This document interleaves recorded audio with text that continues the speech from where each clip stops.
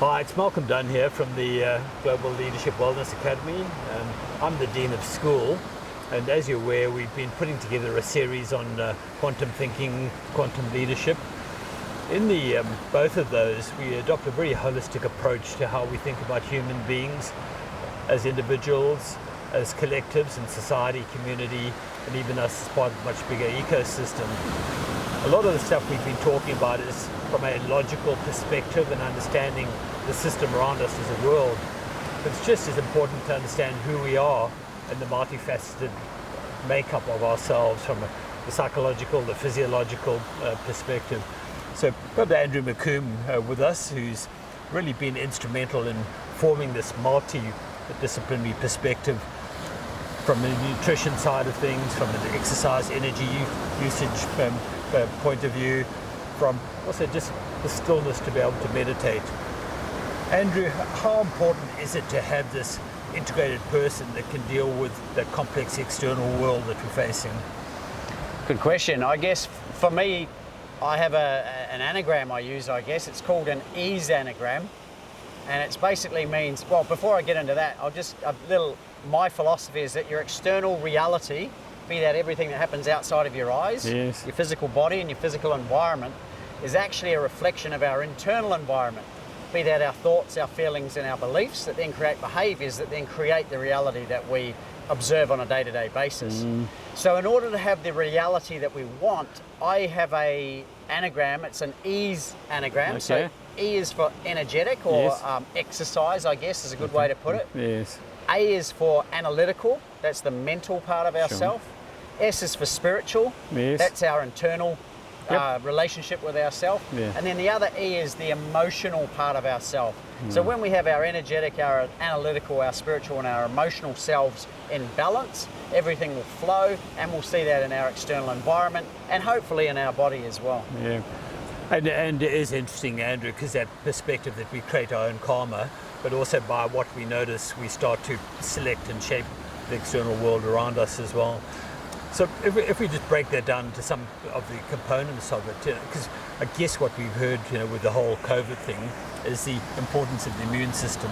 So it's not just about the biochemistry of the immune system, it's a whole bunch of things prior to that help you have it, from a nutrition or from a sleep or exercise. Yeah. What is it that's helping us present best self? Well, good question. I guess in the short term, with the stress levels go up, right? Under a external influence, call it coronavirus, our internal self sees it as a threat and goes into a bit of a fight or flight scenario. Yeah. So, so what happens is our cortisol rises. That's a stress hormone, and what we've got to do in the short term is try and not alleviate, but get rid of that.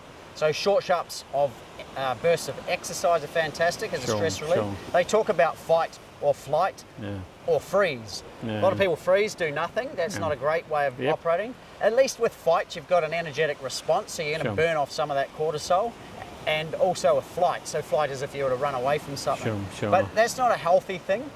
But it's something in the short term that's important to do. So a healthy way of doing that, in my opinion, would be short, sharp bursts of exercise, so high intensity exercise as opposed to long duration. Sure. And then from a non-short term, or actually one other thing there is also the emotional, dealing with the emotional charge that's going on for you. Because a lot of people go into a reactive state when they're under pressure or in a high state of stress. So I would highly recommend, and it's quite new to a lot of people, is actually tuning into how you feel and actually allow yourself to feel it. Yes. Because it's not natural to do that, right? We want to get away from the feelings. Sure. So I'd suggest we tune into the feelings, we give ourselves 30 seconds to actually feel what's going on, and what actually happens over time is it dissipates and other feelings start coming up. So if you could follow that trail, I guess, of emotional charge and stay with it, very soon you'll actually find the opposite feelings come up, and out of that comes nice intuitional processes on how to operate more effectively. So step into the fear and the ability to reframe that as an opportunity for learning or for growth rather than being a bad thing. 100%. It's an invitation. And obviously that's something we talk about as quantum thinkers and quantum leadership. That's quite unique, right? Because our body's saying the opposite. It's saying fight, flight or freeze. In the short term, let's do the opposite. Let's trial it. And that's why we our meditation service with Ramon as well, is feel it, because feeling is actually healing, and feelings want to be felt, and they actually have a message for us. If we don't, or if we ignore the messages, they keep coming back until they get a resolution, right? So obviously mindfulness or meditation or stillness has been around for a couple of decades now, and sometimes we use it as the band-aid when we're feeling anxious, rather than having it as a way of life, equanimity, just being that we are always this person. So even when that stimulus comes along, we say, oh, that's interesting, rather than get enmeshed and feel like a victim. That's a good point. So it's not a case of feeling it and then staying in it. It's feeling it to be felt and seeing what message or, how would I say, insight it has for us on a better way of operating. And a great way, a good combo with the feelings is the meditation, or closing your eyes so you're in an internal state, then breathing into it. Yes. Identify where in your body you're feeling it, so put your attention there and just allow it to be felt. And I have a whole process I use in addition to that, but that's a real short, sharp way of doing it. And then just allow it to be, and then out of it will come the insight as to how you should act differently. Okay, so Andrew, that's obviously if something has occurred, but I'm looking at then the preventative 100%. formation of who you are, so that actually nothing's going to perturb you. Yes. The meditative state. But because it's multidisciplinary, I'd be really interested in your perspective on the nutrition part or energy balance. Because you've talked about the burst of energy, but what's the burst of nutrition that helps you have that available to you when you need it? Yeah, so what I was just addressing there is a short-term thing for a let's call it a pain that's going on right now. The longer-term, more preventative measure is obviously, if we go back to the anagram of ease, so energetic. So what are we looking at? We're looking at exercise. Energetic being energetic out. What's our output? So exercise and in. What energy are we putting in? So that's nutrition. Yes. So obviously high quality nutrition that keeps our sugar levels at a more balanced state. So more higher protein, lower sugar is probably the quickest way to put that. Lower GI index food. And Majestri has obviously spoken about that in one of our other videos. And I'd really encourage people to have a look at that video, which will go into the depth of the nutrition side, why it's good for us, and the right kind of food as well, so it doesn't have to starve yourself. But I guess what we're trying to look at is the holistic nature of that, because if you starved or fasting, then your mood state's not going to be that great either. So how is it that you're in this stable situation that we can just deal with stuff that is always going to come? Well, it's interesting too, like as under stress our adrenal glands kick in like a turbo boost, right? But what they love for fuel is sugar. So it's a really good way to know if you're in a state of fight or flight is you'll be craving more sugar. So two ways to alleviate that is, one, as I've already mentioned, is the feelings that are going on.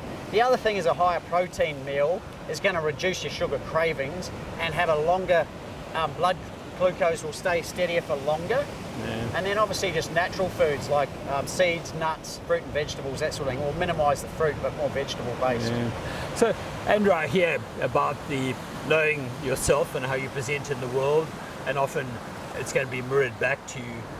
But again, if we're looking from a holistic perspective, yes, we really want to work with ourselves. But when you're with another person, you're going to pick up their mood states and their stuff, the transference and counter-transferences coming. I think there's some people call it protection to that, so that you can stay by yourself.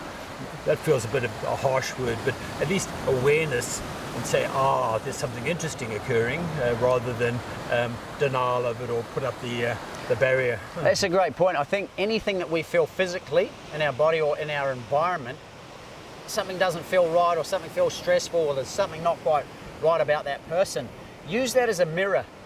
Use it as a mirror for ourselves as opposed to putting your finger on that person or thing and say, it's them. It's not them. They are having an impact on me.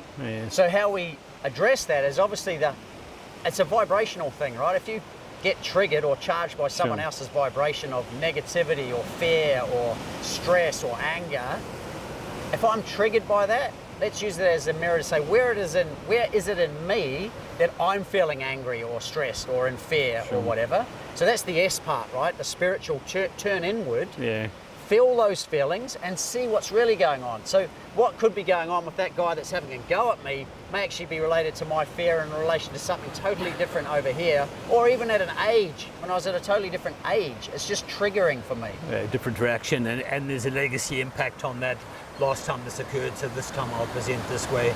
So interesting, just presence is really important. It's about presence. So when we talk spiritual, we're talking an internal quest to get in touch with ourselves. It's not some woo-woo out there, again, outside of us scenario or something we're putting our power into. The power is inside of us to be able to create the reality that we want, both physically and environmentally, when we tune in. So obviously with the meditation, and meditation doesn't have to be sitting on a rock with your fingers like this and eyes closed and that. It could be surfing, it could be playing guitar. It's whatever helps people tune into their inner self. And that's that inner voice that starts talking when we're in that silent space. So this is a really critical part for a person or a leader, is to have that sense of equanimity and balance, because otherwise they can't bring that self to be a leader elsewhere in the organization. However, Andrew, we know for leaders, they're not just responsible for themselves, and they step beyond self-actualization with self-transcendence, and it's really for yourself that you grow by then supporting the growth of others and noticing them and helping them see themselves in the way that you've just described. That's a really good point too, from a leadership perspective. If you're attracting a team or an environment that's, say, out of coherence or out of alignment with who you are, fastest way to get some results from the team is obviously work out what's going on for you from a vibrational perspective, but also a values perspective. So if you can look at your own personal values and see and look at the team values, if there's a disconnect there, you will see that in your external environment. So obviously from a leadership and team perspective, it's really important that everyone, they talk about, is on the same bus. But really what that means is everyone has the same values and they're all focusing on the same outcome. Yeah. And a key part of what we talk about is probably a sense of shared purpose, but diversity within that, so we can really embrace and welcome other people's different thoughts, because that's what allows us to continuously adapt to that world as well. But Andrew, what we're seeing is in many cases people are specialized. It just creates the splitting of the silos. Here's your lifestyle coach who will exercise you, and here's your nutrition coach, and here's your executive coach, and here's a well-being coach, and it seems to be fragmented. And I guess what we're really trying to do from the quantum perspective is look at the bigger external world, but also look at the internal world and how that interacts with it. And it's always going to influence us, and we can influence it. So it's great that you've got this multidisciplinary perspective of that inner world, and you can work within the part of us being leaders to shape the environment as well. And again, it's not a destination, it's a journey. So it's not like you get to a certain point and everything's perfect, because you will at some point again be triggered by something else in your external that you then need to turn inwards. It's like there is no such thing as fulfillment, I guess. It's only a temporary state that over time we then grow and push our comfort zone out and go to the next level. But we will at that level see other stimulus or triggers or whatever that might affect us. Yeah, and it's great if we're authentic and we can be what's called self-authoring for that journey. I've found that very seldom happens. Life has to happen, or shit happens, or perturbating event for people to then change long-held behaviors. It's a wake-up call and helping them reframe that into this is the next stage of that journey as well. So thank you, Andrew, for that. Really great to have a chat to you. Let's both be able to offer these services to the world. And if you'd like to see more about this, please look at the LeadWellGlobal.com website. It's Andrew McCombe and Malcolm Dunn signing off.